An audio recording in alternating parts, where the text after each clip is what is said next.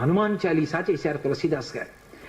కళ్ళు మూసుకుని హనుమని తెలుసుకుని హనుమాన్ చాలీసా చేస్తుంటే భటులు వచ్చి కొరడాలు పట్టుకుని కొట్టడానికి పైకెత్తుతున్నారు.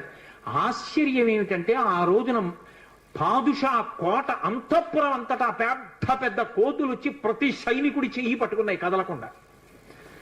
పాదుషా భయపడిపోయి సింహాసనం దిగి కిందకొచ్చి తులసీదాస్ గారి కాళ్ళ మీద పడ్డాడు. అప్పుడు ఖచ్చితంగా పూర్తయిపోయింది హనుమాన్ చాలీసా. ఆ తులసీదాస్ గారి చదివినప్పుడు అన్ని కోతుల రూపంలో వచ్చి ఎదురుగుండా హనుమ నిలబడి కాపాడారు తులసీదాస్ గారిని. అందుకే అప్పటికీ ఇప్పటికీ ఎప్పటికీ కూడా హనుమాన్ చాలీసాకి అంత శక్తి. తులసీదాస్ గారు ఎప్పుడు మాట్లాడుతూ ఉండేవారు స్వామి హనుమతోటి. రామాయణ రచన చేసేటప్పుడు రామచరితమానస్ రాసేటప్పుడు ఏ ఏ ఘట్టం దగ్గరికి వచ్చేటప్పటికి ఆయా ఘట్టం దగ్గర మళ్ళీ హనుమకి చదివి వినిపిస్తూ ఉండేవారు. హనుమ అంతా చదివి సరేనంటుండేవారు. అబ్బో ఎన్ని